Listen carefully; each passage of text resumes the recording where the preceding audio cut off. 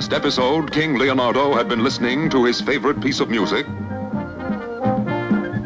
when Odie Coloni burst into the room. Listen to that music. It makes me feel full of vim, vigor, and vitality. Well, what is it, Odie? What is it? Trouble, sire. Trouble was right.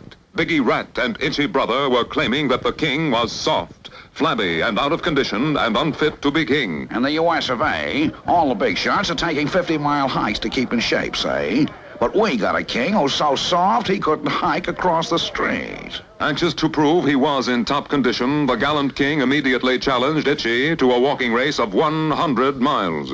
Biggie and Itchy accepted the challenge and obtained from Professor Messer a pair of 7 leak boots with springs in the heels. Mass, with those boots, we can't lose. As our episode opens, the race is about to begin, and Odie Coloni, faithful servant of the king, is showing the 2 contestants the map of the race. Then up through the Sierra Bongo Mountains, down into the Bongo Badlands, and then a straight 10-mile sprint to the finish line.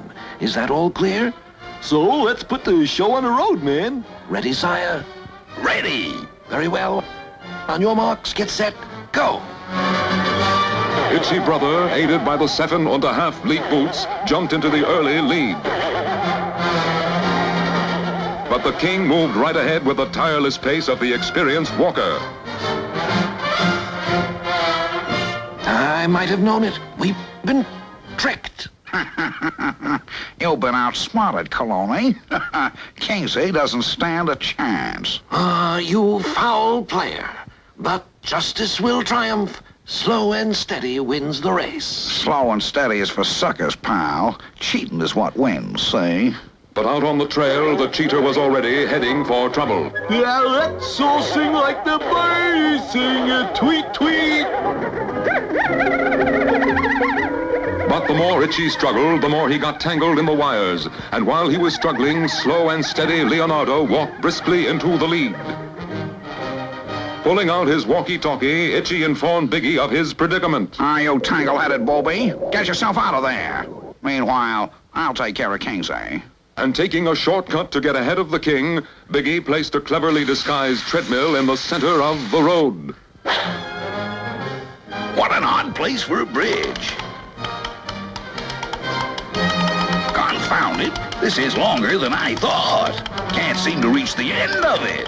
And soon Itchy came bounding by and got far, far ahead. It looked hopeless for King Leonardo. Until, pounding through the snows of the Sierra Bongo Mountain, Itchy got his springs wet, and soon they rusted.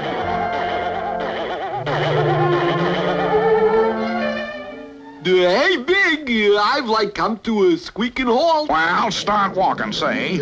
I'll take care of Kingsley. And so he did. The king, bruised and battered, tired to the point of exhaustion, was plodding gamely through a mountain pass when...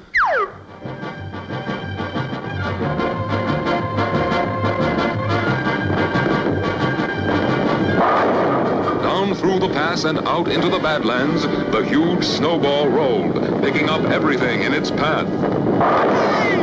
On it rolled, until coming down the home stretch, it hit a bump and fell apart, depositing the 2 contestants gently, not 100 feet from the finish line. Come, sire, you can make it. I can't. Too tired.